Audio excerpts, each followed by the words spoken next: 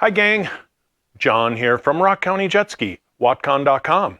Welcome to Watercraft Talk.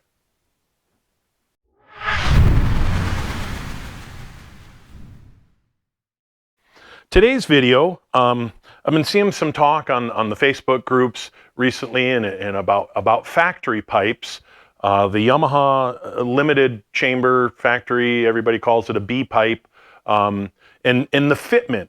And people are discussing a guy particular, one guy anyway, specific, was having troubles to get it fit in the hull, and people are telling him to hit it with a hammer and put turf on the hull. And I tell you, we do a lot of these factory pipes and Super Jets, and not once have I had to hit it with a hammer. I don't put turf on the hull. I wanted to just kind of have a video for this so I can just, as we do, give a link and say here's how we do it and show you some of the tricks and things that I do here and that has worked very well for us over the years.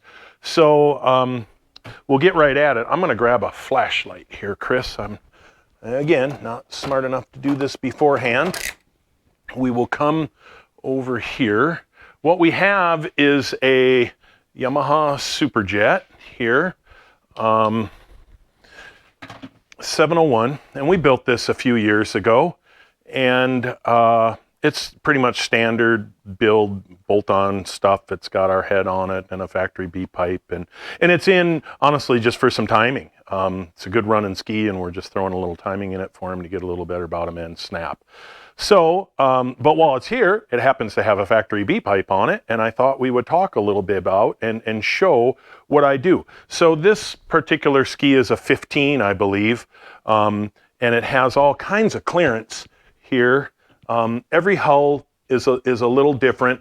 Well, not every hull, but the round nose, the square noses and the round noses up to 07 will have ribs in here on the hull. They have ribs on the hull here, and you're going to need to grind out a rib or two. On the 08 and later, you do not have to. So the particular post that I'm talking about, the guy said his pipe was tight up against the hull and he couldn't get it to fit. You want to make sure that you have your head pipe mounted correctly. I truly believe his problem, honestly, was maybe an engine alignment problem. If your engine is sitting, and I've seen it firsthand, where the whole drive line actually is out of alignment and the engine is out of alignment, and the engine's actually sitting over to the left side of the hull more than it should be. On a properly aligned drive, an engine with midshaft all set up properly, we never have to hit anything with a hammer. So one thing I wanted to show and discuss was the water box.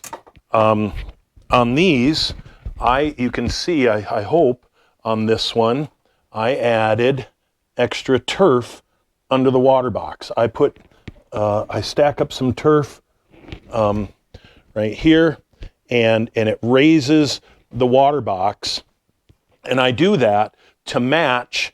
So what I want to speak about is the clocking of the chamber, and that is the chamber this way versus that way. You want to have it clocked correctly. Generally, the water injection fitting here in the stinger should be straight up and down at about 12 o'clock. If you turn it any other way, it can shoot it over towards the hull, or you don't have proper clearance underneath at the engine mount. I put it in as tight as we can go. I like to hear it go thunk back here at the coupler, clock it correctly, and put the coupler together. Then I raise up the water box to match the height here. Do not pull down on the pipe. I raise up the box. And then it gives you a ton of room underneath. And I don't know if I can get the camera down in here or not, but yeah, I think we can see the motor mount there. There is a ton of room between the motor mount and the chamber. There is no reason to grind on the bed plate or dent the chamber there. I've got all kinds of air gap there. You can see that. Yeah, I'm looking at the camera. I can see that. And this is the way we do these all the time. Gosh, we build, I don't know how many Super Jets every year, and this is exactly the way I've been installing these pipes forever. And not once have I ever had to hit one with a hammer. I don't put any turf on. We got plenty of clearance with the tank. You push the tank over far enough, and it all should be fine. So I just kind of wanted to talk about that a little bit. While we just happen to have a ski here in the shop. So I hope you find that informative, as I always say. If you do, please hit the subscribe button and like, tag, share, and follow. Go back and check out all our other videos as we're getting up there. As I always say, too, when you're out and about, please be nice to each other, and especially on the forums, and be kind to each other. And the next time, hopefully, we'll see you out on the water.